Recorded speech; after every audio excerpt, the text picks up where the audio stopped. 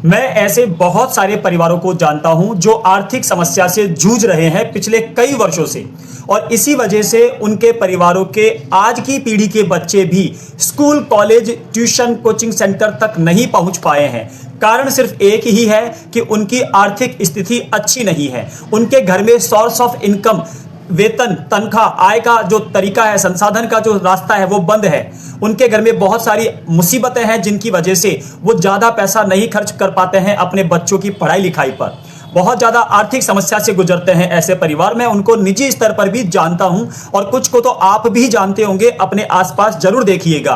अब मैं आपको बताता हूं इनकी दोहरी मानसिकता, इनका दोगलापन।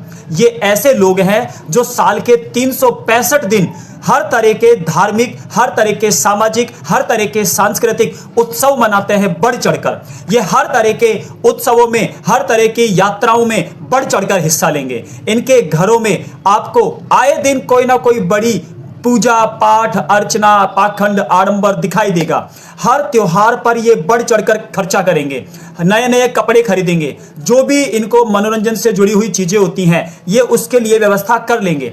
लेकिन जैसे ही बात आप इनसे करेंगे इनके परिवार के बच्चों की पढ़ाई लिखाई के लिए, तो तुरंत ये अपनी जेब पकड़ लेंगे और आपको जेब खोलकर दिखाएंगे कि हमारे पास तो चवन्नी भी नहीं है, रोटी रोटी को मोहताज हो रहे हैं, सिर का बाल बाल कर्जे में डूबा हुआ है, हमारे घर में ये बीमार है, उसकी शादी होने वाली है, कर्जा हो रखा है। लेकिन मैं नहीं समझ पाता हूं कि दिवाली पर पटाखे जलाने के लिए 5,000 रुपये कैसे खर्च कर देते हैं।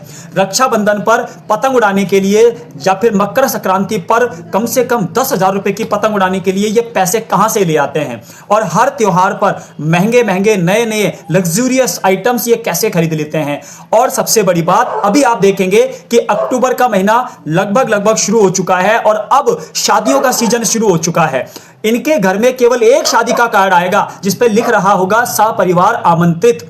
अब आप देखिए, जो शादी का कार्यक्रम जिस मैरिज गार्डन में है, मैंने अपनी आंखों से देखा है ऐसे गरीब परिवारों को जिनके बच्चे पैसे के अभाव में पढ़ नहीं पा रहे हैं। उनके स्कूल की 8-8, 9-9 महीने की फीस बकाया है, उनके बच्चों ने ट्यूशन छोड़ दिया है क्योंकि फीस नहीं दे पाते हैं। लेकिन यही परिवार वाले अपने परिवार के एक एक व्यक्ति को मोटरसाइकिल पर बिठा बिठा कर तैयार कर करके, एक ही मोटरसाइकिल पे 4-4 लोगों को, महिलाओं को भी बिठाकर ले जाते हैं। भरी ठंड में सजा धजा कर तैयार होकर जाते हैं और वहां जाकर मैरिज गार्डन में एक भी ऐसा स्वीट नहीं छोड़ेंगे, एक भी नॉनवेज की स्टॉल नहीं छोड़ेंगे, सारे भोजन के आइटम से चख कर आएंगे। यहां तक कि फोटो, वीडियोस, सेल्फी, इंस्टाग्राम के लिए रील्स तक तैयार कर लेंगे।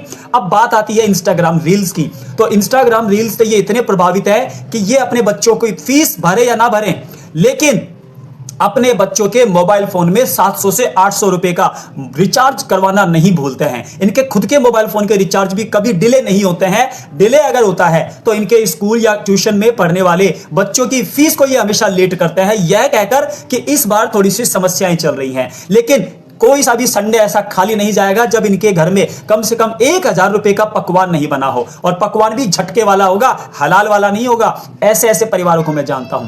अब मेरी इस वीडियो को देखने के बाद बहुत सारे लोगों को मुझ पर गुस्सा भी आ रहा होगा, कुछ लोगों को मेरी बातें चुभ रही होंगी। लेकिन ये बात बताइए कि ये बातें मैं आपसे प्यार से क्यों बोलूं, जबकि प्यार से तो आप खुद भी समझते हैं, मैं भी समझता हूं, हर व्यक्ति जानता है शिक्षा कितनी जरूरी है। लेकिन हम शिक्षा पर खर्चा करने के बजाय ऐसी जगह खर्चा कर रहे हैं जो केवल वेस्ट है, जबकि शिक्षा एक इन्वेस्ट है। अगर आप शिक्षा पर इन्वेस्ट करोगे तो वो भविष्य में रिटर्न्स होकर आपके पास आएगा। लेकिन अगर आप बाकी चीजों पर वेस्ट करोगे तो वेस्ट की हुई चीज कभी वापस नहीं आती है। अगर ये वीडियो आपके समझ में आ रही है और इस वीडियो में कुछ अच्छी चीजें आपको समझ में आ रही है तो इस वीडियो को ज्यादा से ज्यादा शेयर कीजिए, खासकर उन परिवारों तक तो पहुंचाइएगा, अपने व्हाट्सएप के स्टेटस पे जरूर लगाइएगा जिनको आप निजी स्तर पर जानते हैं, ताकि वो आपके बिना बोले इस वीडियो से समझ जाएं कि ये बात उन्हीं के लिए कही गई है जो 365 दिन हर तरह का मनोरंजन करेंगे, लेकिन पढ़ाई के नाम पर वो अपनी जेब पकड़ के बैठ जाते हैं, खाली जेबें दिखाते हैं कि हम आर्थिक रूप से कमजोर हैं।